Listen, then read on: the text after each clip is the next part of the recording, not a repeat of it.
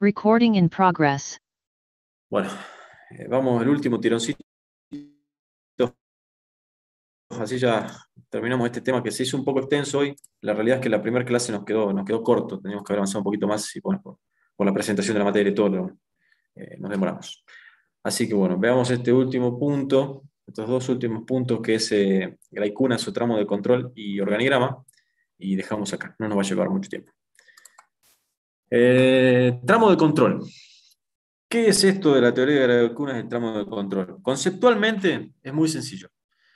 Básicamente define o intenta definir mediante una ecuación matemática la cantidad de subordinados que se puede dirigir de manera eficiente. O sea, en función de medir la cantidad, esto vamos a ir viendo, la cantidad de relaciones que tiene un jefe con un subordinado, tratar de medir cuál es el número en el cual el jefe ya no puede manejar tanta gente por la cantidad de interacciones que tiene con cada una de esas personas.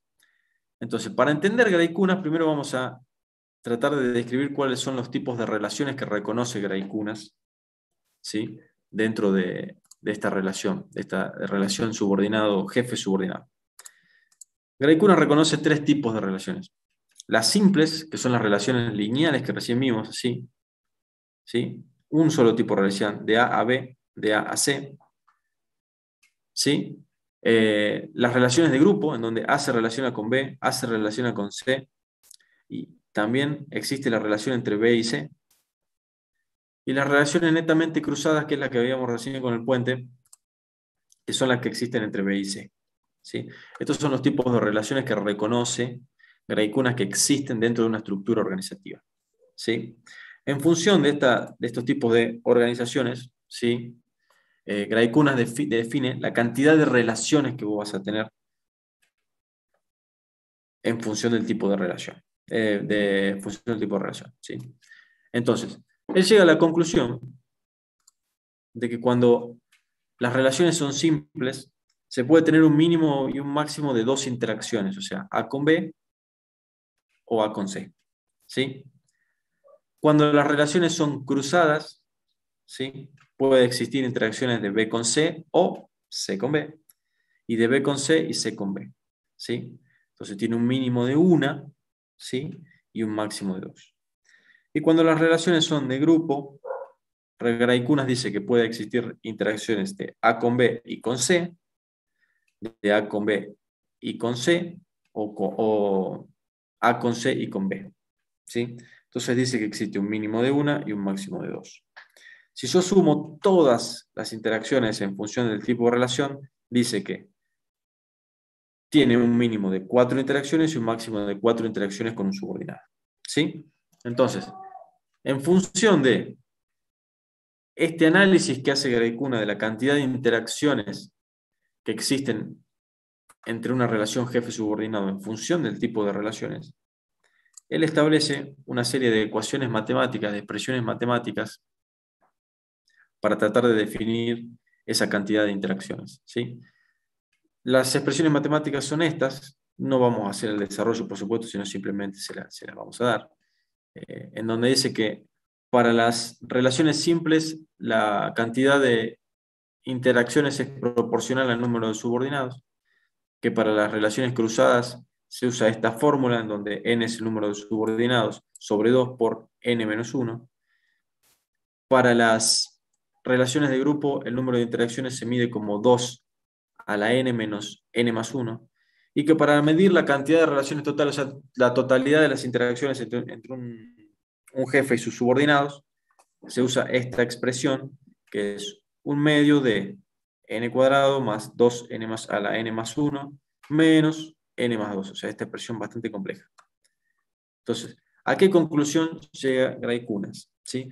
Que en función de que el número de, esta tablita mide el número de subordinados con el número de interacciones, o sea, las relaciones totales que existen. Para un subordinado son 2, para 2 subordinados son 6, para 3, 13, para 4 y así sucesivamente. Entonces, él llega a la conclusión de que crece de manera exponencial a medida que yo voy sumando un subordinado. El mejor ejemplo que puede dar es que las relaciones totales para 5 subordinados es de 41 interacciones y que para 6 es de 73. O sea, sumando un subordinado, aumenté un 78% la cantidad de interacciones que yo tengo con cada uno, ¿sí? Entonces, ¿qué intenta entender con esto Gray Kunas? El número máximo de subordinados que yo puedo tener, sin volverme loco, básicamente, que yo puedo tener para manejar y administrar de manera eficiente mi sector, en este caso sería mi grupo de trabajo. Él llega a la conclusión de que el número de subordinados tiene que estar entre 4 y 5 y no superar 5. Ya cuando superamos 5, la cantidad de relaciones o la cantidad de interacciones que yo tengo con todos mis subordinados para poder coordinar una actividad son tantas que escapan de mi capacidad de control. Entonces, básicamente, el tramo de control, como lo llama la teoría también, define eso, la cantidad de subordinados máxima que yo puedo administrar de manera eficiente. ¿Se entiende hasta ahí? En realidad el concepto es bastante sencillo, por ahí las ecuaciones matemáticas no nos vamos a detener, porque es verdad que tampoco es el objetivo desarrollarlas, pero la teoría simplemente dice eso. Gray Kunas define la cantidad máxima u óptima, si quieren llamar, de subordinados que puedo tener para poder administrar de manera eficiente mi equipo de trabajo. ¿Se entiende? Creo que no es complejo. Por ahí sí es un poco abstracto, digamos, esto, pero no es complejo el concepto. Y no es más que eso, Gray Kunas. Gray Kunas, para serles sinceros, es un concepto obsoleto, ya la verdad que no se aplica normalmente en ningún tipo de industria ni nada. Es un concepto que está dentro de los temas de la materia, nosotros lo damos, pero la verdad que es algo que ya no se usa, sinceramente. Así que por ahí no es normal que entre en un examen para nosotros. Así que esto es más que nada cultura general. Después el último concepto que vamos a ver es el de organigrama, que en realidad ya lo venimos discutiendo, ¿sí? Que es esa representación gráfica de la estructura formal. Y ahora le vamos a dar un poco de forma a eso que venimos mencionando. ¿Qué es la representación gráfica o qué es la estructura formal de la organización? La estructura formal de la organización es esa pirámide y cómo está compuesta esa pirámide, quién ocupa cada lugar en esa pirámide, de quién depende de quién y quién tiene autoridad para darle órdenes a quién, básicamente. ¿Sí? Entonces, es la representación gráfica simplificada de la estructura formal de una organización. Es cuando vos entras a una empresa y te dicen, él es Juan, que está a cargo de mantenimiento y se hace cargo de todas las tareas de mantenimiento, él es Pepe, que está a cargo de producción y tiene a su cargo todo el sector de producción. Entonces, para eso sirve un organigrama, para identificar dónde está cada una de esas personas, cuáles son sus tareas, quién depende de esa persona y qué autoridad tiene sobre otras. ¿Me siguen hasta ahí? Es bastante sencillo. Seguramente han visto un organigrama alguna vez en su vida. Es bastante común que se vea a veces cuando entra en una empresa algo, si han tenido la suerte de ver el organigrama muchas veces en la puerta o en la entrada para ver quién es quién, para que les presenten. En empresas grandes es muy normal, por ahí en empresas chicas no tanto, pero es muy normal para que ustedes vean quién es quién está a cargo, quién es el responsable de qué sector, sobre todo si son nuevos, para que ustedes se ubiquen y sepan a quién llamar. Si ustedes tienen algún problema, sepan con quién hablar. Como características, son los cuadros, cada uno de los cuadros, en este caso son dibujitos de personas, son perfiles. Cada cuadro, cada perfil representa un cargo, o sea, es una persona, ¿sí? Una función, una categoría, ¿sí? Normalmente están codificados, ¿sí? Para saber dónde, ese código, por supuesto, corresponde a una posición y una autoridad. Eh, perdón, tienen los nombres normalmente puestos, acá no se pusieron porque esto es genérico, pero normalmente tiene el puesto y el nombre, ¿sí? De la persona que está a cargo de ese lugar.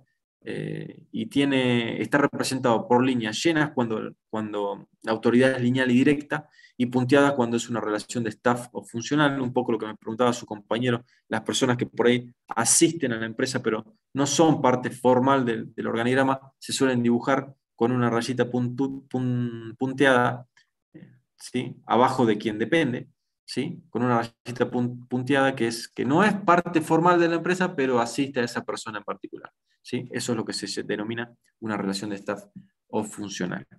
¿Sí? Lo que se puede interpretar del organigrama, que como se ve básicamente es la pirámide de la que venimos charlando, que a niveles iguales corresponden iguales jerarquías. Entonces, esta persona tiene la misma jerarquía, el jefe de administración y finanzas tiene la misma jerarquía que el jefe de operaciones, o sea, tienen la misma autoridad, el nivel de autoridad. ¿Sí? Los dos responden al gerente general y la jefa de administración y finanzas tiene a su cargo como subordinados a la secretaria administrativa y bueno, acá está mal escrito el outsourcing de asesoría contable y legal. ¿Sí? El jefe de operaciones tiene a su cargo los conductores profesionales y en outsourcing que es de asesoría, prevención y mantención o mantenimiento en este caso. Entonces, estos son sus subordinados, estos dos tienen el mismo nivel de jerarquía, misma autoridad y responden a un gerente general. ¿Sí? Es bastante sencillo leer un organigrama, no hay que detenerse demasiado, y tiene una serie de beneficios y de funciones bastante interesantes que ahora vamos a tratar de mencionar brevemente. La principal función de un organigrama es informar a los que están, a los que ingresan, como dice ahí, de la posición relativa que tiene cada persona y que ocupa cada persona en una organización, ¿sí?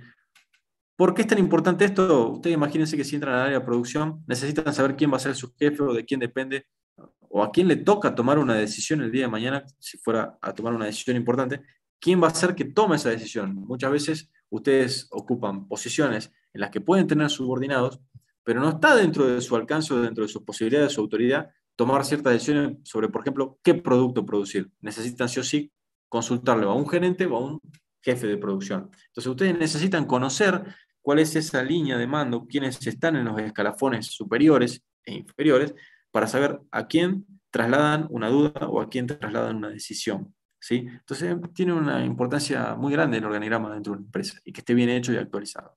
¿Sí? Algunas de los beneficios para lo que lo podemos usar, digamos, al organigrama, son las que están acá escritas marcadas acá abajo de analizar. Para control interno, ¿sí? Sirve para controlar, este caso, funciones incompatibles, o sea, que haya 2 o 3 personas que tengan puestos similares. Una mala departamentalización, o sea, que los departamentos estén distribuidos de manera heterogénea e ineficiente, ¿sí? La unidad de mando, o sea, esto es lo que veníamos charlando, que haya una sola persona que dé órdenes, que esté claro quién es esa persona, que no exista superposición de funciones, que haya 2 personas que hagan lo mismo. Dependencia confusa, o sea, esto se elimina completamente, o sea, una línea lleva a quién es mi jefe, directo. Entonces, el hecho de tener un organigrama bien hecho elimina esta dependencia confusa, yo sé quién es mi jefe. Subordinación unitaria, o sea, subordinado, ¿sí? Uno a uno en función de la jerarquía. Detectar indefiniciones de niveles, o sea, quién está en qué nivel o qué jerarquía tiene cada uno, si uno tiene más autoridad que otro. Volvemos a lo mismo con la autoridad confusa, o sea, la dependencia confusa y la autoridad confusa es lo mismo, porque el no saber de quién es mi jefe o no saber a quién yo le tengo que dar órdenes, ¿sí? La autoridad, también es un problema muy similar. Una estructura desequilibrada, por esto es relativo, porque hay sectores de la empresa que necesitan más gente que otra, o más personal que otros. Esto es charlable. Un alcance de control excesivo, esto se refiere a que uno tenga excesiva cantidad de subordinados. Una mala asignación de niveles, que es lo que charlábamos recién de no tener claro cuáles son las jerarquías o que estén incorrectamente distribuidas las jerarquías. Esas son, bueno, la utilidad que puede tener un organigrama o para qué nos puede servir o qué nos puede ayudar a detectar un organigrama dentro de una organización. Dentro de cómo se elabora y qué limitaciones o qué ventajas o qué desventajas puede tener un organigrama, podemos mencionar que es simplificado, o sea, es una representación parcial de lo que pasa en una empresa. Muchas veces pasa que algunos puestos, aquellos que no tienen autoridad, como veíamos recién en el tema de los superarios, que no estaban dibujados en esa cadena de autoridad, muchos puestos no se dibujan, entonces puede llegar a estar faltando algún cargo dentro de ese organigrama por el solo hecho de que no tiene autoridad o no tiene subordinados. Puede pasar, pero igual me parece que es una representación muy buena de la organización. Y después existen distintas formas de graficarlo. Esto también se pueden encontrar. El más común es este. La verdad, los otros los he visto muy, muy poquito. Gente que se sintió muy creativa y se puso a armar otro tipo de organigramas, pero en realidad el organigrama que predomina es este tipo, ¿sí? Que es el vertical, ¿sí? ¿Sí? Donde se distribuye de manera vertical la autoridad. ¿Sí? Después otro tipo puede ser el horizontal, ¿sí?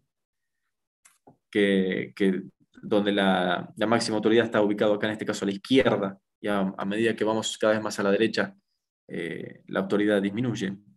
Eh, el espacial, que es la verdad que no se utiliza prácticamente. El circular, que es este ejemplo que ustedes ven acá, en donde en el centro se ubica la persona de mayor autoridad, de mayor jerarquía.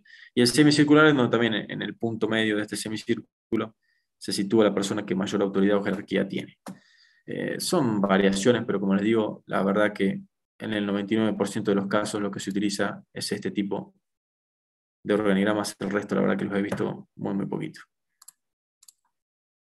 Acá un ejemplo para que vean que sí se usa en realidad los otros, de un organigrama del tipo horizontal de la Coca-Cola. Lo tomamos de la página de Coca-Cola, no lo robamos de ningún lado, está en la página. Y en este caso se describe la unidad de negocios de América Latina, ¿sí? De negocios sur de América Latina, en donde hay un presidente, ¿sí? Y ese presidente tiene como subordinados al vicepresidente de marketing, asuntos públicos, finanzas, desarrollo de negocio, área técnica, recursos humanos, región Chile, gerente de región trasandina, gerente región Argentina, ¿sí? Entonces fíjense que hay una cabeza que tiene todos estos subordinados que comandan el negocio en América Latina. Después decidimos ver qué pasaba en Argentina. Y el gerente general de la región argentina tiene fundamentalmente estos 4 subordinados, que a su vez tendrán otros y otros y otros, que es fundamentalmente el director de marketing, el de finanzas, planeación y capacidades comerciales, el director de operaciones y el director de consumo personal y nuevas bebidas. ¿Sí? Entonces, este es un organigrama, es un ejemplo real de cómo se organiza, en este caso particular, Coca-Cola en su negocio, la unidad de negocios sur en América Latina. ¿Sí? Es un ejemplo, hay miles, la verdad que si entran a cualquier página casi de cualquier empresa van a encontrar un montón de ejemplos de organigramas muy sencillos. Así que háganlo, me parece interesante la gimnasia para que los vayan entendiendo bien. Después, último, la bibliografía. Acá termina el tema este. La bibliografía siempre está número 1, Minor, porque Minor, bueno, hacer el manual del ingeniero industrial, lamentablemente no lo tenemos todo digital. Es un compendio de todo lo que vemos en la carrera y en la materia, por supuesto, y tiene, bueno, por supuesto, mucha información. Después el de cabecera, les diría, para este tema particular es este, producción de Ricardo Solana, este está muy bueno. Y después la administración Harold Kunz, que este sí lo tenemos digital, también tiene mucha información de esto. Son los que más... Este está disponible, lo tenemos digital, si está en el Moodle y si no lo solicitan, que nosotros se lo pasamos. Estos son por ahí los que más utilizamos. Después, bueno, hay un montón más que si los consiguen está bueno también. Si los consiguen de manera digital también les va a servir un montón. Así que bueno, eso chicos es este tema. Acá termina este tema, ya para arrancar con otro tema la semana que viene. Se hizo un poquito pesado, así que bueno, les agradezco por la atención Recording stopped. y quedo a su disposición por cualquier consulta. No sé si tienen consultas de este tema, si prefieren que dejemos acá y la clase ya un poco, que viene un poco más descansado y que hayan leído algo, eh, hacemos un par de consultas. Si no, bueno, no quiero extenderme mucho más en la clase. Así que espero su respuesta. Profe, Eh, disculpe, ¿Sí? yo tengo una pregunta. ¿Uno? Usted dijo recién que la teoría de Graicunas había quedado obsoleta en la actualidad. Sí. Mi pregunta es, ¿qué es lo que se utiliza ahora para saber cuál es el número de subordinados que se pueden manejar de manera eficiente? ¿O es relativo? No, es relativo. A lo que voy es que ya no se hace ese tipo de estudios, digamos. O sea, lo que hizo Graikuna en su momento sirvió, que era una administración muy científica, muy estructurada, y hoy la verdad que no se le da mucho bolilla a lo que dice Graikuna, en realidad. A lo que voy es con eso, ha quedado obsoleto, ya no se usa. Te va a pasar que vos estás en una empresa y tenés 30 subordinados y Graikunas queda un poco de lado. Pero ya no se usa. Lo que me refiero es que no se usa, no es algo que se aplique en la realidad.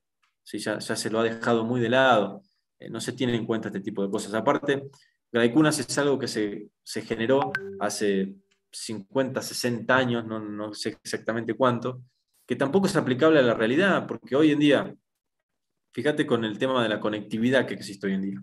Cuando Graicunas evalúa esta teoría, ¿sí? La hizo con interacciones físicas presenciales, o sea, yo tenía que atenderte a vos en mi escritorio y después tenía que atender al subordinado 2 en mi escritorio y después entre ellos interactuaban entre sí y yo me tenía que enterar de lo que interactuaban. Entonces, eso ya se ha simplificado con el concepto de la virtualidad, por darles un ejemplo.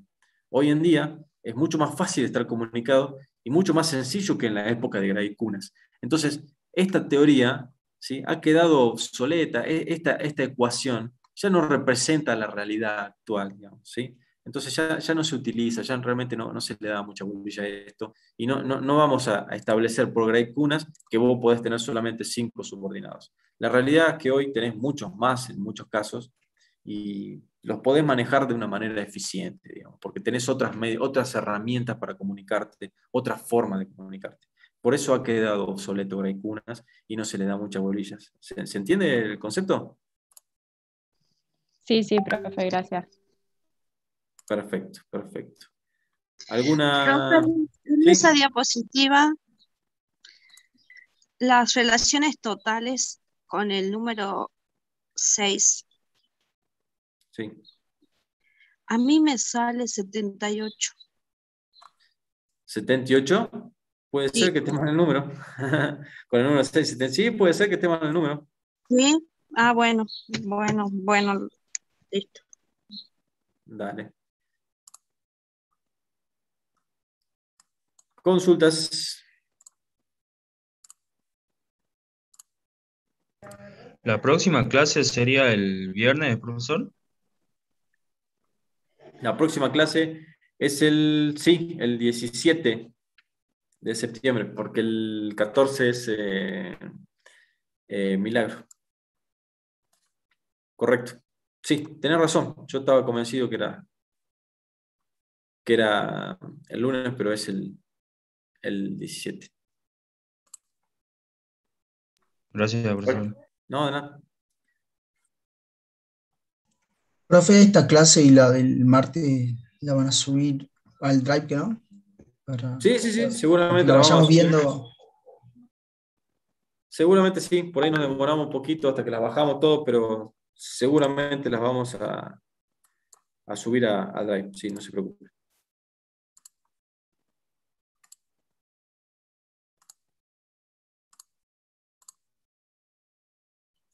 ¿Consultas? Profe, ¿se puede dejar las consultas en el foro que tiene o no lo usan, digamos, al transcurso de los Sí, días? sí, lo que más te recomiendo es que lo dejes, viste que el Moodle tiene un chat. Sí, Si la escribís en el chat, nos llega el mail personalmente. Es más rápido, creo yo, porque por ahí para el foro yo tengo que entrar al Moodle y todo, y por ahí no lo vea, o demore en verlo en realidad. Si por ahí vos me escribís al chat del Moodle, el mail me llega a mi teléfono incluso. Entonces, te puedo responder más rápido capaz. Pero sí, cualquiera de los dos métodos que vos utilices, no hay ningún problema. bueno, profe, gracias. No, por favor.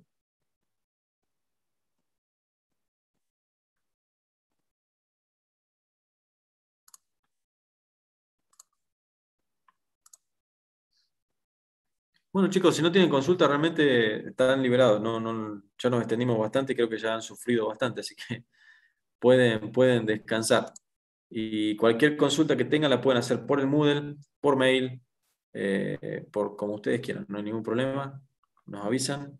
Lean tranquilos, que el viernes cualquier consulta que haya quedado, cualquier duda que haya quedado, la vemos tranquilos y con más tiempo. ¿Sí? Bueno, hasta luego. Que estén bien. Bien, Buenísimo, profe, hasta profe. luego. Que tengan un buen Profe. fin de. Hasta luego. Profe, gracias. Hasta luego. Que estén bien. Gracias, profe. Hasta luego. No, por favor. De nada. Hasta luego. Hasta luego, profe.